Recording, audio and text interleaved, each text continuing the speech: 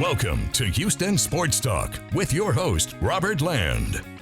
Thanks for checking into the best Houston sports podcast. Robert along with Sports Radio 610's Shaun Bijani. And if you're new to the show, welcome to the party. 45 years in journalism between the two of us, over 35 covering sports in the Houston area. And since the Astros pitchers and catchers reported to Florida today, we're going to get to Astros storylines in a bit. So excited about the Astros being back. But Shaun, let's start with the Texans, because there was a report that the Texans told coaching candidates who were interviewed that they're taking a quarterback with the second pick. Do I have that right? Yeah. The report came from an article written by DJ Bieniemy, who covers the Texans on the daily, along with myself and a few others this past season. DJ's really young, smart, bright writer for ESPN.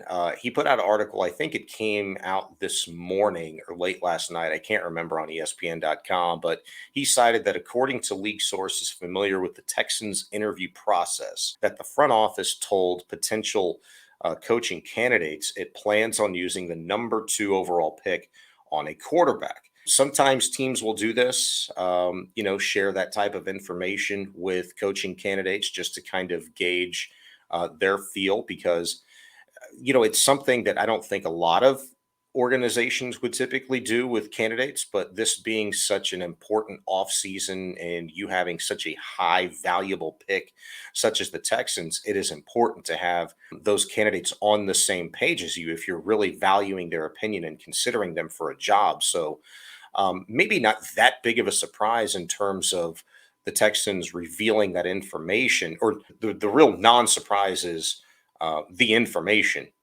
that the Texans chose to reveal, according to reports to these candidates. But it was that, and DJ in this article also, it was kind of like amusing. You have to look at this from a broad scope. We know a lot of this stuff because we cover this team on the daily. We talk about this team and pay attention to this team and understand this team and the organization on the daily. Whereas you have to look at this kind of like from an outside looking in. This is from a national sort of narrative, if you will. So it's a lot of information that you already know. There was musings about, all right, what could the Texans do in the front office? I mean, not the front office, but in free agency. Should they look at a trade package that includes Aaron Rodgers? Should they look at a trade package that includes Lamar Jackson or something like that? What about the Bears? How about them just deciding, okay, we're going to take Bryce Young because, that's been floated out there. And would you trade, if you were the Texans, Shaun, would you trade, say, your 12th pick for Justin Fields? Do you think he's worth it? Do you like Justin Fields at all? No, I saw a little bit of Justin Fields, and just my gut tells me that he's not really going to develop into the complete quarterback that the Texans could get in this draft already. Justin Fields turned out to be an okay guy for the Chicago Bears this year, but let's be honest. I mean, the Chicago Bears weren't a very good football team. They weren't a very good offense either, to be honest with you. Sure, they put up some points, they racked up yards, but at what expense? I mean, Fields was running his butt off for much of the season once they kind of figured it out offensively, like, okay, well, this guy's not a very good passer. We can't be a pass-first team. We're going to have to try to move the chains in other ways, get a little bit more creative. So that offensive line, though, is not good. And Justin Fields and CJ Stroud, very similar. They come from the same background, same criticisms of both guys. If you like CJ Stroud, could you like Justin? I mean, that's the question is, do you think he's that much better than Justin Fields that you would go, okay, we're going to take CJ Stroud here at number 2, where you could take one of the best defensive ends at number 2 and then still get Justin Fields at number 12. Yeah. I could still be sold a little bit more on CJ Stroud, to be quite honest with you. I mean, at this point, from my understanding of watching football and the things to look for and stuff like that. I mean, look, I'm not an expert talent evaluator. I watch CJ Stroud play and I see a lot of really good things. But then I see some things that kind of bother me in terms of decision making and his passes kind of sailing on guys and, forcing some balls here and there, or in really some cases this year, I'd have to go back and watch again, but I just remember making a note of my gut reaction in some of these games that I watched. It's like, I wish he would have taken more chances. I wish I would have seen him attempt more like NFL type throws if that makes sense. Maybe try to fit some balls into some tighter windows. But is he trusting his receivers? Are the receivers running wrong routes? Is he just trying to take care of the ball? Is it just unnecessary, just based on what their offense is? DJ Bieniemy in this article, did mention the Bears obviously at number one, just something that it's going to be a worthy follow as the offseason continues leading up to April 27th, the first day of the NFL draft, and Bears are on the clock. And so, yeah, I think it's something to definitely pay attention to, because anything that an NFL team says the week before the Super Bowl, or before the league year has even started, or quite frankly, before the damn draft has even begun, I just take with a grain of salt and then some, because they're not going to tell us anything. There's nothing in it for anybody, especially a particular organization, to divulge any information. Yeah, I'm going to get to that in a second, but just a reminder, the best way to support us is subscribe and comment on YouTube. You can listen to us on the run, as always, by subscribing on your favorite podcast app. But Shaun, I just feel like they might have told coaches, hey, we're strongly thinking about picking a quarterback at number 2 or early in this draft. But I can't imagine they're telling, hey, we're flat out taking a quarterback at number 2 and without a question, and no matter what happens with anybody else, and we know, and blah, blah, blah. I just don't see that. The language is very important in reporting like this. The actual report from DJ Bieniemy is that it told coaching candidates it plans on using the number 2 overall pick on a quarterback. Breaking news, but everybody can look at this Texans roster and situation and see that it needs a quarterback. And if history tells us or has taught us anything, it is that a team in this position will take a quarterback. When there is more than one guy that possesses the potential or has a high ceiling to be good to very good at the next level, and you have the number 2 overall pick and you're looking for a franchise guy, you're going to take a quarterback. Now, it may not be at number 2 at the end of the day. It could be at number 12. It could be at 18 if they decide to trade back a little bit and maybe take a receiver, late first round, and maybe use a pick on a quarterback in the second round or something like that. Who knows how this draft really shakes out? I love how we talk about these things as like a mathematical equation. Like there's only one way to do it. There's only one answer. We know better than that over the course of the last, forever. It's the NFL draft. It's a crapshoot. Yeah, no question about it. And just if anybody missed it, go back and listen to our last 2 shows, because I had a Dolphins insider, Sam Marcoux, give some fascinating insight into Texans defensive coordinator Matt Burke's time as a DC with the Dolphins a few years ago. We had talked about that a couple of shows ago, but you need to listen to what this Dolphins insider had to say. And I also spoke with a 49ers insider, Tracy Sandler, about D'Amico, new OC Bobby Slowick, because we are 49ers South now, and a couple of 49ers free agents the Texans might zero in on. And Shaun, we're not far from free agency, and it'd be a huge deal if they could grab 49ers center Jake Brendel. That was one of the names that I brought up. He only started for a year in Frisco, but man, how much could a good center who's familiar with this offense help a team that desperately needs some cohesion in the middle of that offensive line?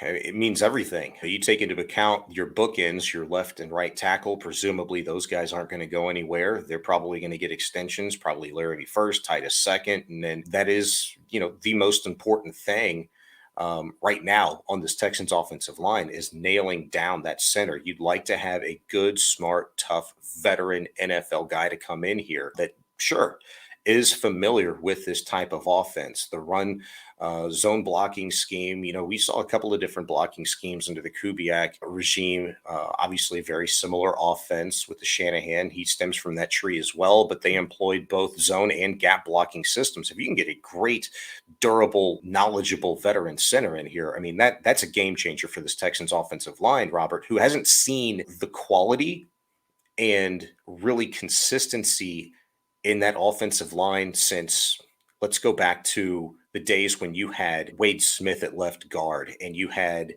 Dwayne Brown at left tackle. But remember, the big difference in that offensive line was made, I believe, when they traded for Chris Myers from the Broncos. Because Alex Gibbs wanted a zone blocker guy that he was familiar with, and Myers was a game changer, I think, for making that zone scheme work. He was huge.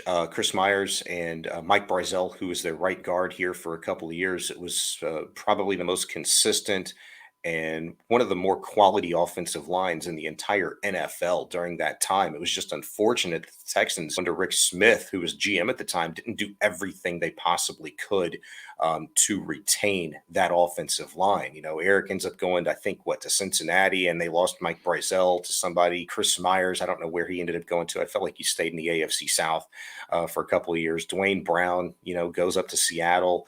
And Wade Smith retires, I think, unless he went somewhere else before he called it quits. But I mean, it was just as good as it was, and as fast as that seemed to kind of come together, it vanished. You lost it. But we've seen how vital, how important a great offensive line is to the success of an offense, and that was, the Texans' kind of heyday when they had their run game cooking, when they were the most well-rounded Texans offense probably that we'd ever seen here in the last 21, 22 years. It also helped to have a little guy named Arian Foster behind that 100%. offensive line. He was pretty good. And I'm going to throw a couple other names out there in free agency, both considered in the top 40 available free agents in the NFL right now. Guards Ben Powers and Nate Davis. Powers, Sean, he's only 26 years old.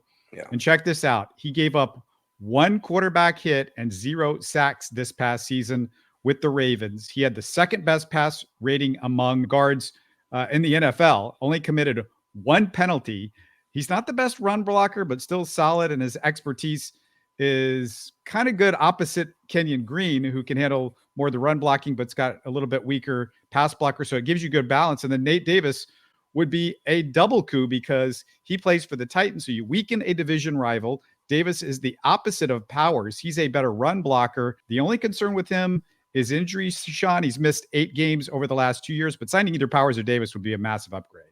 Yeah, 100%. The question is can the Texans really afford them? And where do they place the value in terms of guys or position groups that they're going to be looking to spend the most money? I would say this about the affording them. I like going after the position of center or guard as opposed to some of the other positions, because I think it's one of the cheaper positions, and you can actually maybe take the most advantage of the free agent money that you have available by going after a center and guard. And the other thing about those two positions is it's such a chain reaction to your entire offense to improve those particular positions.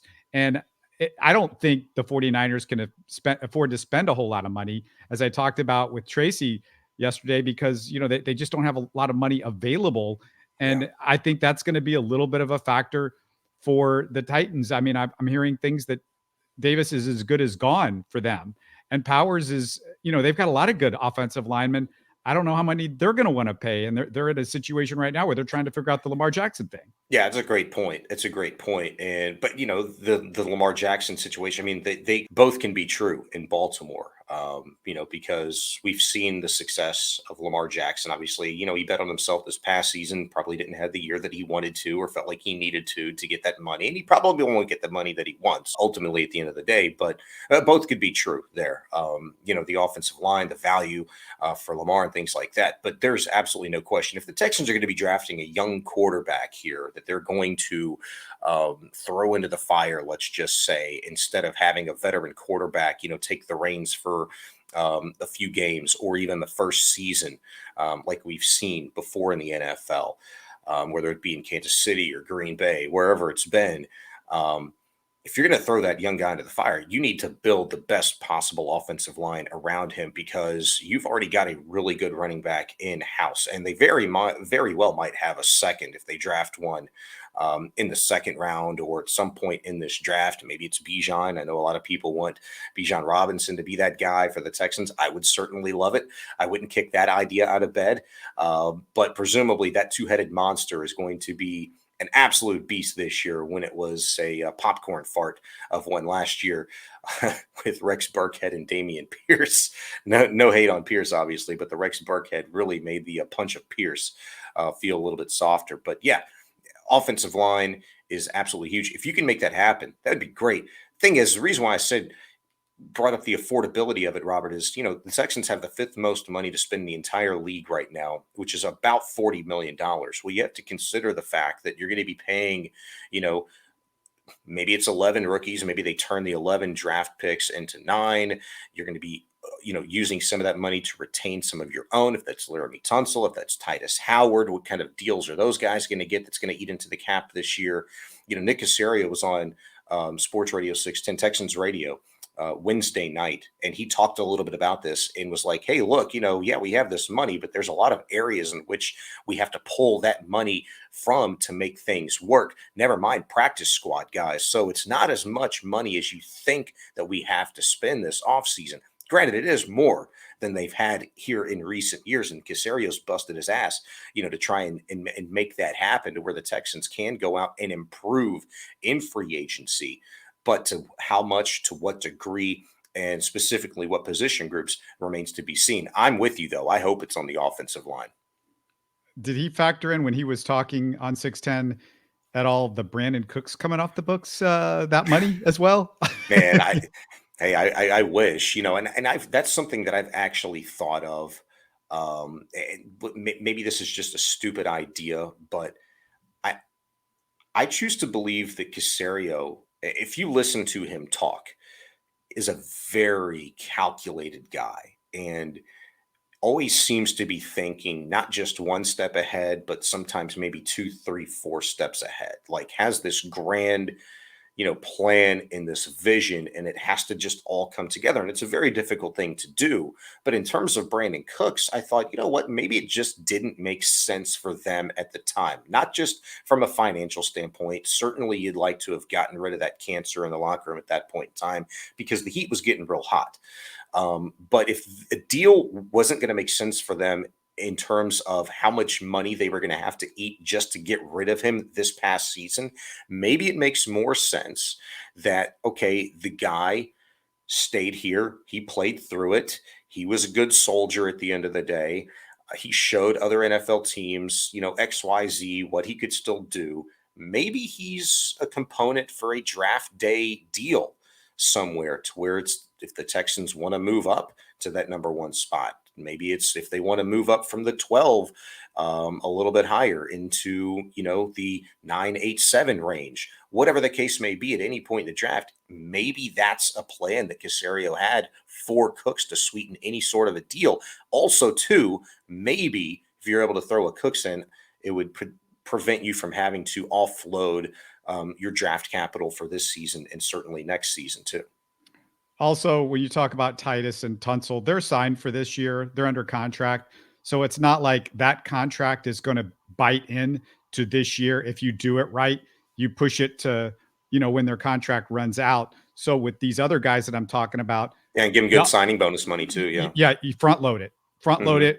And because the Texans shouldn't have a lot of guys to pay early, and it's going to come later on. So you front load maybe those guys to get them. But we'll see what happens. Let's move to the Astros because, oh my God, the Astros. It's cool how short the baseball season is, Sean, when you win the World Series, man. Oh, dude, it seems like just a couple of weeks ago that the World Series ended. It's absolutely nuts. This is probably the fastest offseason that I can remember.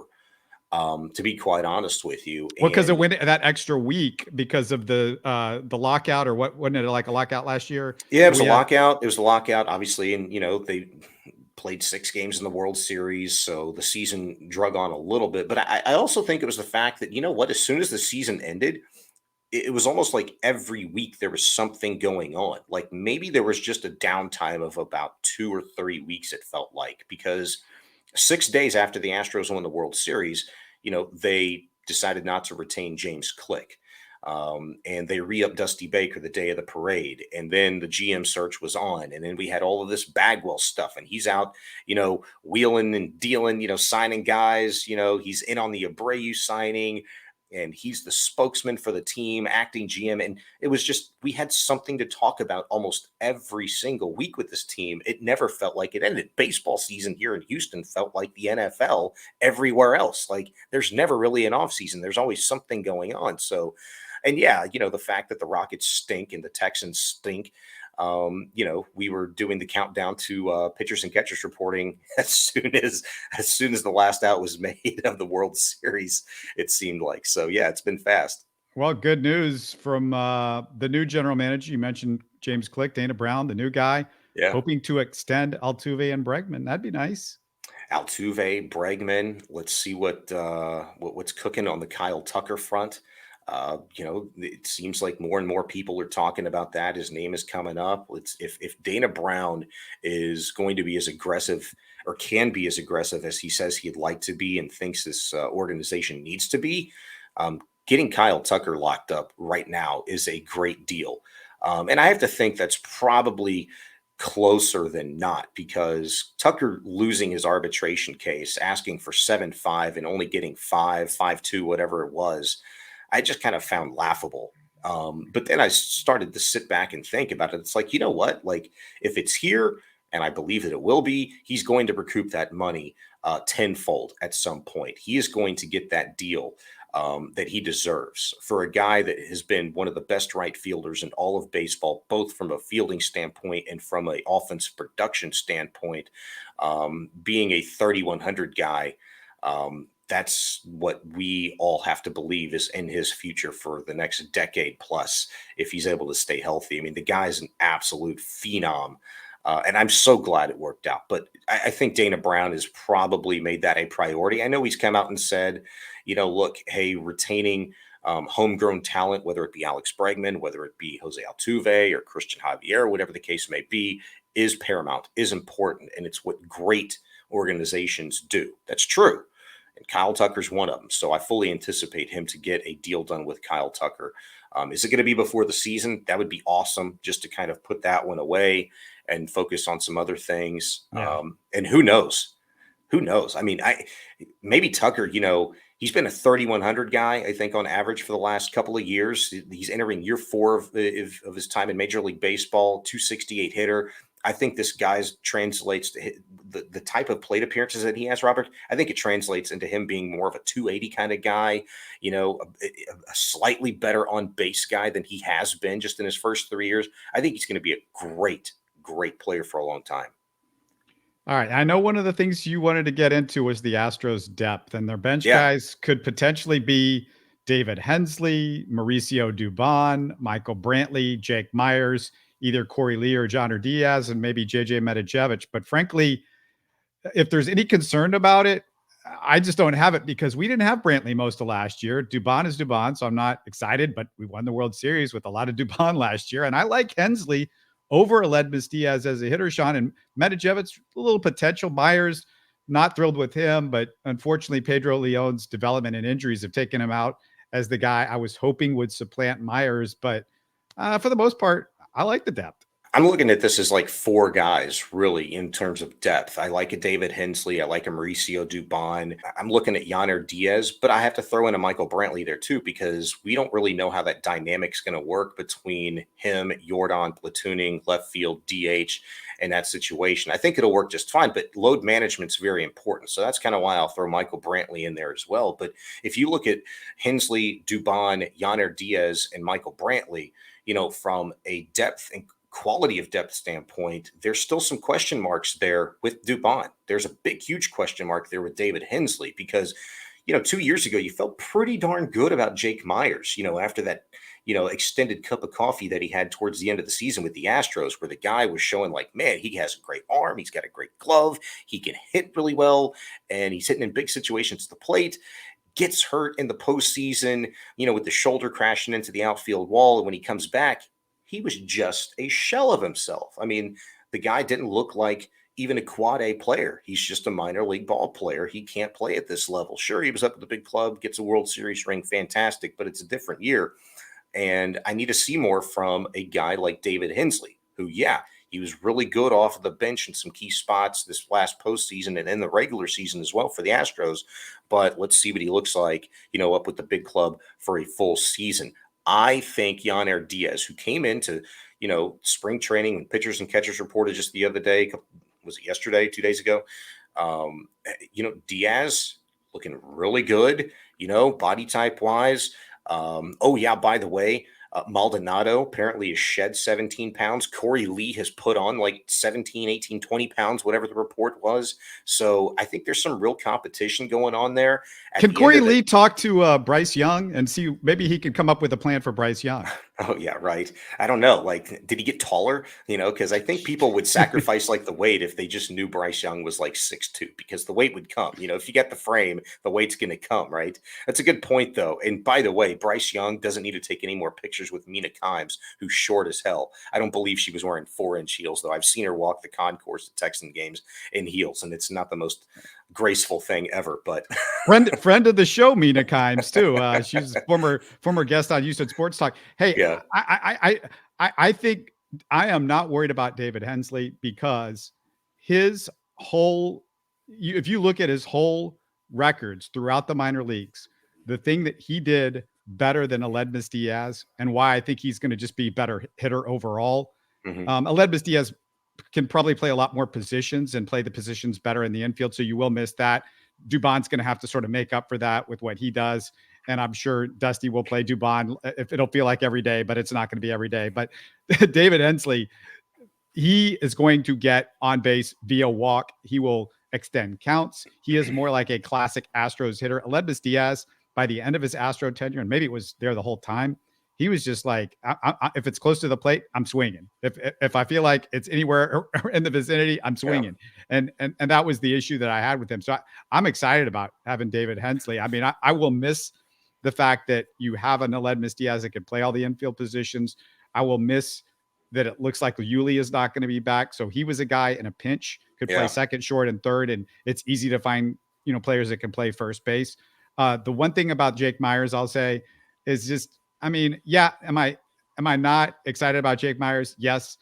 Am I worried about the fifth outfield spot in a time where you should be able to figure out a way to get an outfielder? Either somebody's going to look good in the minor leagues. Maybe it will be Jake Medijevich, and who can also play first base. I think I would put Medijevich over Jake Meyers at this point because he can't play first base. He's also a lefty. The Astros, not a bunch of lefties. Dusty likes mixing it up, righty lefty. So anyway, that's what I was thinking. That's a really good point. I forget JJ does play, first base a little bit. So does Yainer Diaz, and the real question with Yainer is he going to be a defensive liability? Because he swings a better bat than Corey Lee does. I mean, there's just no denying that he's a better guy to have at the dish than Corey Lee. Corey Lee just looked absolutely lost, at the plate. But if Yainer shows the propensity to be a guy that the staff can trust, that he can really grow with this young staff, which is still really young, despite like how successful they've been. I mean, that's a huge plus. I think it's a competition, and I think Yainer, we're going to see something. Johnner, it's John. Yeah, I better correct you while it's early in the season. Everybody screws this up. It looks like Yainer, but it is with a J. Jean. It's more like a Yainer Diaz, from what I understand. That's fine. I'm just a white guy with horrible pronunciation skills. I'll try. Yainer. Well, you look at it for everybody, we're going to make that mistake. If you look at it on paper, for us Anglos, that's, English speakers, it looks like it's with a Y. That's how you would say it. But I've heard from multiple people that's how he pronounces it. I think that's what Callis was. I think that's the way they were doing it on the broadcast too. I mean, if you're going to pronounce it like a J, then I'm just going to call him JD. That's can good. I call him JD? When I go up there, when they make it back to H-Town after spring training, I'll see if I can get the approval from Yainer to do that. Let's just get him a nickname. What would Milo call him? Would he call him Johnny or? I don't know. Milo would probably be calling him Yainer. Yainer. He would add an E to everybody though. BG Baggy. It was just that was his nickname. Was just add a Y or an E or whatever at the Dizzy. End. Screw Diaz. We'll call him Dizzy. I like that. I'll call him JD or Dizzy. I'll try to channel my inner Milo. But yeah, I'm looking forward to it, man. I think it's going to be a competition. Every spring training, to me, it's important to be able to have some really heavy, strong competition at least one position. And I think catcher should absolutely be it, that backup spot behind Maldonado, because Robert, he's a guy, you can't trot him out there for 120, 130 ball games. I want Maldi playing, 90, 100 baseball games and feel really good about the days that he's not out there. Load management. Once again, I want to feel really good about the time that he's not out there. And if that's Corey Lee, cool. If that's Jean-Air Diaz, awesome. I'd prefer it to be him, a guy that doesn't strike out a ton in the minor leagues. Just remember last year that Jason Castro was the backup for most of the year. He was a disaster. There are trade deadline things that can happen later in the season, and that's where it really matters, and that's where you can really improve that spot. Sure. Man, you talk about trade deadline.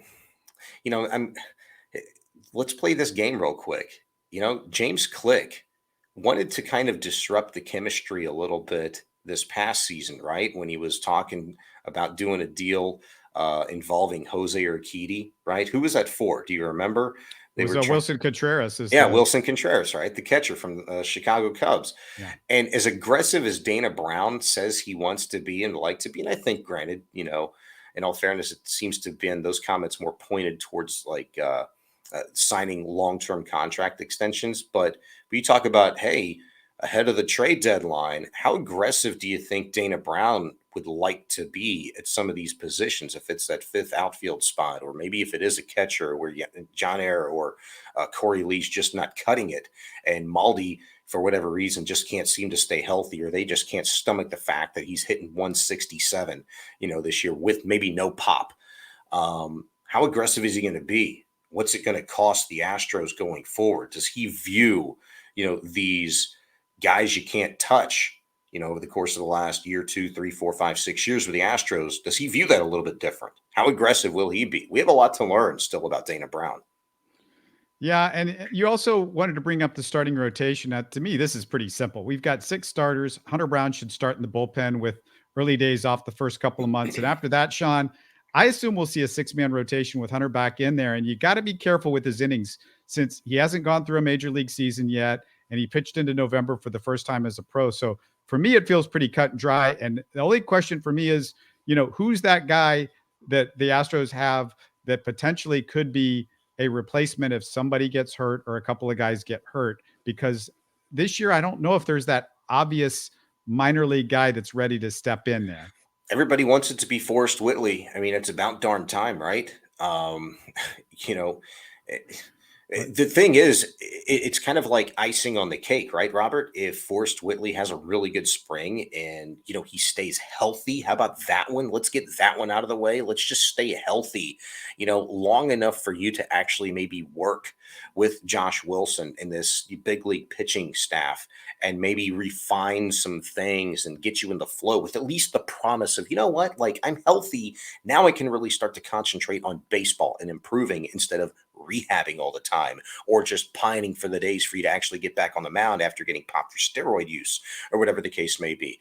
So I think getting through spring healthy, that's number one for Forrest Whitley. But who else is there? I mean, I don't know. I totally agree with you. I think they need to be, pretty cautious with Hunter Brown, not just throw him into the fire. Load management, once again, to me, that is the most important thing with this ball club going forward at various positions. But it will be interesting to see. When I told you I wanted to talk a little bit about starting rotation, is I'm kind of curious, this is the first time in 2 years that Lance McCullers is presumably, knock on wood, going to break spring training and be in the starting rotation. Is he your number 2 guy behind Fromber? Is he followed by Christian Javier, Jose Urquidy, Luis Garcia? Is it, Luis tailing Javier, for that 4-5? How do we look at that? And with the days off, there tends to be more of them earlier on in the season. Do we see a 6-man rotation? Do we stick with 5? No, I've heard Josh Miller. I've heard them say it's going to be a 6-man. They're going to go back to that. But what he said was there's a lot of off days in the first couple of months. So likely is that's not going to happen until later. That's why I say you put Hunter Brown in the bullpen, you limit his innings so he's ready after not, having ever done a full major league season. And the other part about this is you mentioned it, Lance McCullers. That's maybe the biggest reason that I'm concerned about it. I don't care what order the guy's in. The only time the order matters and when I care Start. is if we're in October. Yeah. Whenever you're starting, regular season or certainly the postseason, you're absolutely right about that. But McCullers, all eyes are going to be on him, man, because this is a gigantic season for him, and he knows it. This is what, year 3 of that brand new deal that he'd got. Who was it? That was Jeff Luhnow that signed him to that deal, right? Before all this craziness. Was it the 7-year, $85 million deal, right? I think that was Click. I think that was one of his Click? early moves. Yeah. Yeah, right. So either way, whoever it was, I think he says year 3 of it, and so it's a big deal for him. I mean, nobody wants him to stay healthy more than he does. I mean, the guy's an absolute bulldog. It just absolutely killed him that he couldn't be a part of all of this team's success over the course of the last 3 years while he's had to deal with the injuries and just rehab and stuff like that. So I'm looking forward to it. Hunter Brown, by the way, I think that's the guy that people are talking about. Dana Brown has actually said, is a priority of theirs to make sure that he's locked up, doesn't go anywhere. He's under team control, though, for a few more years, but I think they've maybe seen enough of him to where they want to give him his first good contract as a big leaguer. That would be huge. Give that guy a gigantic boost of confidence as if he needs it already. I mean, it's some of the most lights out stuff that I've seen a young pitcher have with the Houston Astros in a long time. Notice we haven't mentioned in this show purposely the embarrassment that is the Houston Rockets. I did not get Frank this week to talk Rockets. I am sorry for the fans of that. I love Frank. I just figured I'd give him a week off, and he probably deserves one. Yeah.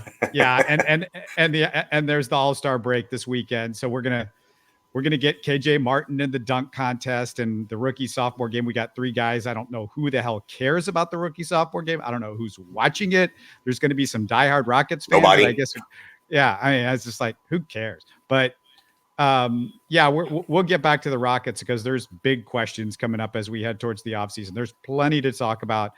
So we're gonna have Rockets again next week. I'm thinking, and just so glad the Astros though are here to take a little bit of they're like the Band-Aid over the Rocket season that covers up the wound and let's move on. It's a really good transition, right? I mean, as bleak as it's been around here outside of the Houston Astros, within the last couple of 3 years, the seamless transition with there now being this enormous hope on the horizon with the Texans going into one of the most exciting off seasons in recent memory, probably since, the Texans drafted Deshaun Watson at 12th overall back in 2017. I hadn't been this excited for an off season because you have the coach, you have all these draft picks, and you're really trying to get better this time. It's not the Texans and Nick Caserio and Cal McNair are not snake oil salesmen, this off season. They're really trying to get better. They're for real. And the Rockets, let me just say this, the Rockets had a great window with the Texans in the toilet the last 2 years to really take the reins and be the lead in the turnaround. But I feel like because of Steven Silas, they took it into the dumpster and they threw it all away. I mean, not just Steven Silas, but I mean, Rafael Stone too, though. I mean, look how important it is, Robert, from these other 2 examples that you have in town. Astros, number 1, in terms of management and coaching, how simpatico you have to be. And look what it's meant so far here in the early going with the Texans between Caserio and D'Amico Ryans. Caserio just boasted, went on and on and on just Wednesday evening, and how he and D'Amico's relationship is just continuing to blossom, is just almost in awe of D'Amico having just been going back and forth. First go to Houston. Now he's finally settled in. The dude has not stopped. He's busting his ass trying to learn this team front and back, familiarizing himself. I mean, they have to be, like this in lockstep. And it does not seem like that at all with the Houston Rockets because it's not, because they don't want it to be. This is a tank year, and within tanks, there's going to be dysfunction. And in no way, shape, or form is Rafael Stone and Steven Silas trying to go grab a beer after a game one day. They probably hate each other's guts, and Stone has overstepped his bounds. And I think his days, too, like Silas's, should be numbered. Yeah, when I talk about Silas, I am talking about Stone because obviously Silas did not hire himself. He was hired by Yeah. somebody, and of course, that is Rafael Stone. And I just I think with the Rockets, it's just what's ashamed is they I feel like if they don't get Wemby or Scoot, oh, it's big trouble. It's big trouble because now trying to pull yourself out of this with just a new coach and what guys are going to want to come here. We'll see if the Harden thing happens, but who's going to want to come here and how much are you going Yeah. to have to give up in draft capital to get somebody to come here if you can't get guys that are just like wanting to come. It's a whole mess, but um, I just it's just so good. I think people are excited about the Texans again, and I mean it's amazing, Sean. It's just what a difference a coach can make. Just one guy. Yeah. I didn't say this with you, but I said it on Sports Radio 610 probably about a month ago, when one of the callers, who's a regular, called in and had this take, one of many, and was like, you know what? Bring a coach in and that'll put butts in seats. Bring the right coach in and that'll put butts in seats. Everything you said, it was great except for that. I was like, hold on. A coach will not put butts in seats, just period. You know what? Like the Texans could theoretically have a middling draft class. Like they could grade out horribly in this draft. Let's just say number 2, they get like Will Anderson. And at 12, they go wide receiver. And they get Will Levis, like, in the 3rd round or something, right? He just drops. They get a Levis. And their draft grade's like a C. That place on Sunday in September is going to be freaking stacked because you've got D'Amico and you've got the staff and you've got the Shanahan game plan. You've got the playbook and you've got new players and presumably better players to some degree, even though you think, man, we should have got Stroud, or we should have made a play for Young, or we should have got Carter instead, or man, we should have taken a flyer on Richardson at 12, whatever the case may be. Man, we should have got that free agent. No, there's still going to be butts and seats because There will be D'Amico's butts. been There will so be impactful. there will be butts in seats until Yeah. until 2 or 3 games in, and it looks like it's Lovie Smith's coaching that's out there. That's all that matters. And bringing this whole thing all together at the end, I just got to say there are occasionally people that are like, well, can you guys split out the Rockets stuff and the Astros? And I do that with guests occasionally, and we'll have just rock. I get Frank every week just to talk Rockets, and I know there are people that listen to me and go, well, I'm not interested in this team, or I'm not interested in that team. The reason I do what I do, the reason I've made this Houston Sports Talk is because sometimes teams are going to be down. And we've seen it in Houston. And who wants to talk about the Rockets 365 days a year, Well, or the Texans 365 days a year when they're in trash? And for me, this is Houston Sports Talk. I'm from Houston.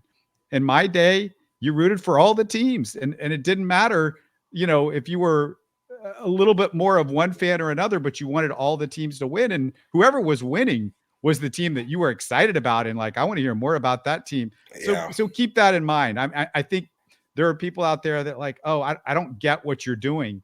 And I'm like, no, I'm doing, this is called sports radio in Houston for the last 40 or 50 years. But come on, man. I mean, it's not just the people that you're talking with or that you hear from. That's all over the place. We hear the same thing from a text line at the radio station. We get the same type of phone calls. We get the same type of reaction on social media, Facebook, Insta, Twitter, you name it. And Twitter's the worst. But I mean, that breeds honesty. And I would just say this, like, that's part of the problem, like with the national narrative of Houston fan, is that you only want to hear and talk about your team when they're good. It's like you're either a fan or you're not, man. It's like you couldn't cut it in Chicago. You couldn't cut it in Cleveland. You couldn't cut it in Philly. I mean, look at Cincinnati. Jeez, come on. Like you couldn't cut it in a lot of other, mid to major markets in this country because they've got all the major sports too. But you know what? They suck, and we're just 5-6 years removed from thinking we were entering the golden era of Houston sports when Watson was quarterback, when the Rockets were pushing the Warriors in the Western Conference Finals and got a hamstring close, to go into the NBA Finals. Hashtag Chris Paul, and the Astros starting this dynasty that they're still in the midst of. And the one common denominator is the Astros. But man, you're either a fan or you're not. You got to talk about your team if they're doing well or if they're stinking up the joint. Like, that's Houston sports. And I would just say it's Houston sports talk. Our job is to kind of keep you informed about everything that's going on. And even if your team stinks and you don't want them to, we're talking about the things and the process and maybe reasons why they're not going to stink for very much longer. What they could be doing to improve, like the Rockets. And so I think, we're a couple of years removed, Robert, from really, opening that door back up to the promise of a golden era in Houston sports again, where all three of these major franchises are flourishing once again. We may not be talking about the Houston Astros in the same fashion that we are right now today, but they're not going anywhere anytime soon. Yeah, I don't know what's going to happen with the Rockets, but the Texans look like they're going in the right direction. But the main thing is, I don't know how many of my Rockets people are listening to this, but if you are, big old salute to the Rockets fans in Houston, because it is trash to watch. It's hard to watch. And there's still a ton of people on Rockets Twitter that are keeping up with this. And I will say, with all due respect to Texans fans, there is not the passion over the last couple of years that there's been with the Rockets fans on with what they're doing. And I understand it to a degree, but I also just have to give the Rockets fans credit because they are leaning into the rebuild. They believe in it.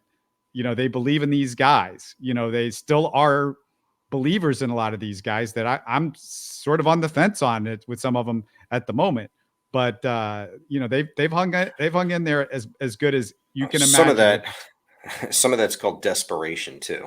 I think for as loyal as Rocket fans, the Hardos have been here the last 3 years, it's because I don't think the rebuild should have taken this long. They should be better.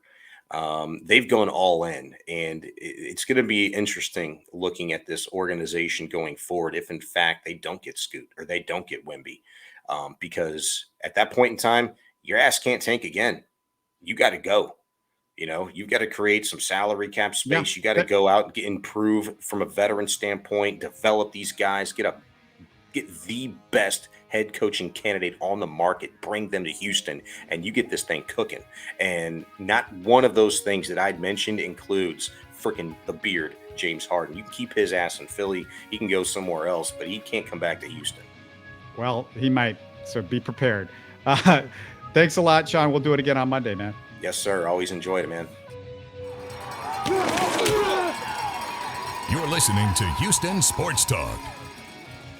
Hey, don't forget to support us by subscribing and commenting on YouTube. You can always listen to us on Spotify, Apple, or your favorite podcast app. Tell your friends about us and share our show links on social media. Spread the word, everybody. Thanks for listening.